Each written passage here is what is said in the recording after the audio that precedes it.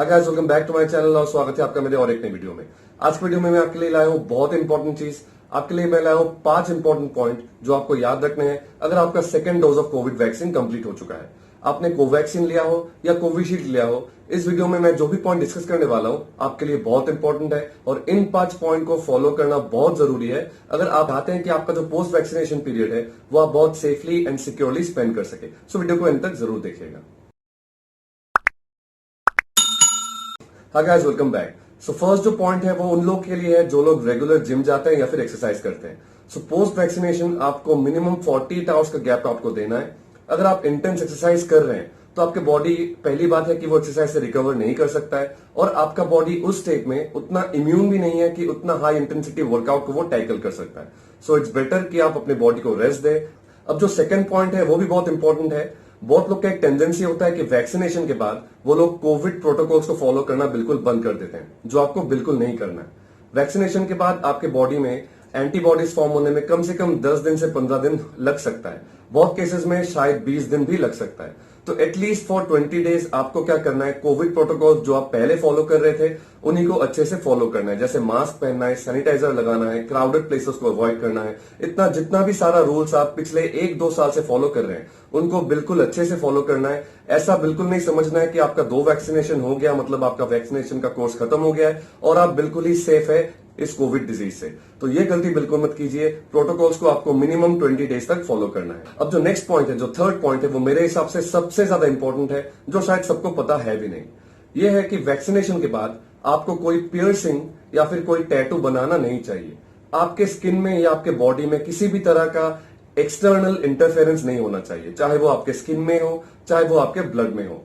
हम लोग जब पियर्सिंग करते हैं या फिर टैटू बनाते हैं तो ऑब्वियसली हम लोग के स्किन के साथ या फिर बहुत केसेस में हम लोग के ब्लड स्ट्रीम के साथ भी कुछ एक्सटर्नल इंटरफेरेंस हो जाता है। सो ये चीज आपको बहुत नेसेसरीली अवॉइड करना है। ये सबसे ज्यादा डेंजरस होता है कोविड वैक्सीन के बाद। सो प्लीज ऐसा गलती बिल्कुल मत कीजिए।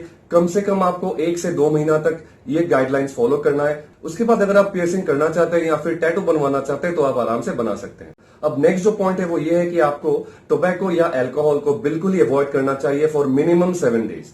बहुत लोग एडिक्टेड होते हैं इन सब चीजों से, सो वो वैक्सीनेशन के अगले दिन ही शायद इन दोनों को लेना स्टार्ट कर देते हैं, बट ये आपके लिए बिल्कुल ही सेफ नहीं होता है। वैक्सीनेशन के बाद आपका जो इम्यून सिस्टम है वो थोड़ा सा वीक रहता है और आपके बॉडी में एंटीबॉडीज जस्ट फॉर्म होना स्टार्ट होता है। तो उस पीरियड में आपके बॉडी को बिल्कुल ही एक्सटर्नल इंटरफेरेंस नहीं चाहिए, जैसा मैंने बताया। और अल्कोहल या फिर टोबैको लेते हैं तो वो आपका जो नॉर्मल इम्यून सिस्टम है उसको ही हैम्पर करता है। सो आप जब वैक्सीनेटेड स्टेट में होते हैं तब वो हैम्पर करने का परसेंटेज भी बहुत ज्यादा हाई होता है। तो अगर आप अल्कोहल या टोबैको लेना चाहते हैं तो एटलीस्ट आपको 7 डेज का गैप देना चाहिए। मैं सजेस्ट यही करूंगा कि 15 दिन तक आप इन दोनों चीज को बिल्कुल ही ना छुए और 15 दिन के बाद आप फिर से स्टार्ट कर सकते हैं।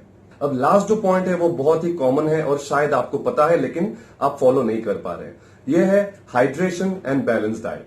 आपका पानी इंटेक और आपका फूड इंटेक बिल्कुल ही परफेक्ट होना चाहिए अगर आपने अभी अभी वैक्सीन को लिया है, क्योंकि इस समय जैसे मैंने बताया हम लोग के बॉडी बेसिकली नॉर्मल स्टेट में नहीं होता है।